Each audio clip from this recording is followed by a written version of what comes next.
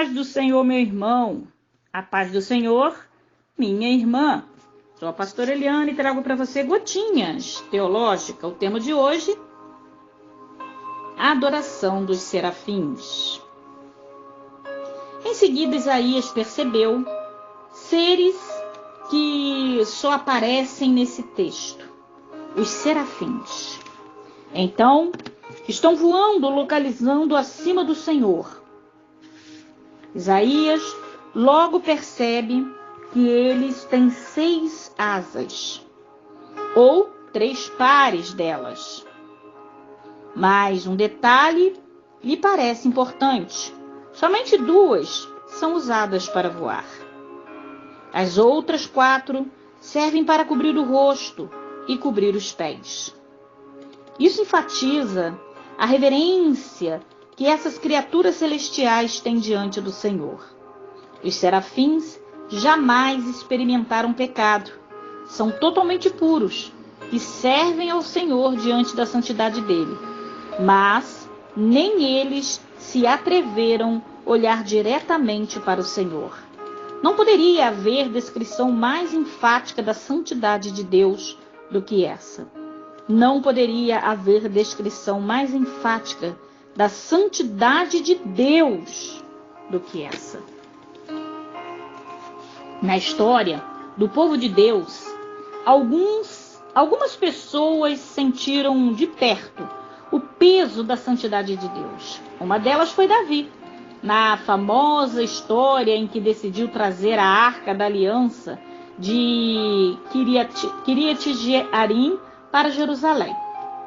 Após a conquista da cidade e o estabelecimento na sua capital, imitando o procedimento dos filisteus, Davi mandou trazer a arca sobre um carro novo, conduzindo com muita festa e celebração.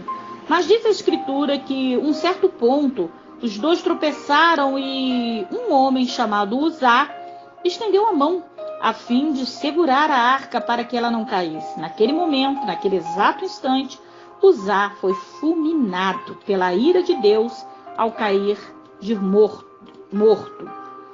Essa passagem está em 2 Samuel, capítulo 6, versículo de 1 a 8. Davi cometeu uma série de erros, pois a arca não devia ser transportada sobre carros, mas os levitas deveriam conduzi-las. Mas o rei estava cheio de boa intenção e pensou que ela fosse suficiente. O mesmo pode ser dito do pobre Uzá. Porém, boas intenções não são aceitáveis diante de Deus, principalmente quando a santidade de Deus é violada. Muito provavelmente foi nessa situação que Davi compôs o Salmo 15, dizendo: Quem, Senhor, habita em teus tabernáculos? Quem há de morar no teu santo monte? E também o Salmo 24.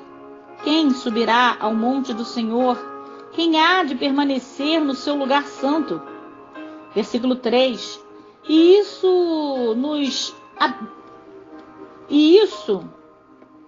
Os habitantes de Bet-Semes já haviam percebido muito tempo antes, quando a arca havia estado entre eles pela primeira vez, e havia olhado para dentro dela, sendo ferido por Deus. Lá em 1 Samuel, capítulo 6, versículo 19. A declaração daquele momento foi: quem poderia estar perante o Senhor, esse Deus santo? Lá em 1 Samuel, capítulo 6, versículo 20. Já no próximo Gotinha, traremos para você o clamor excelso. Até lá, paz do Senhor!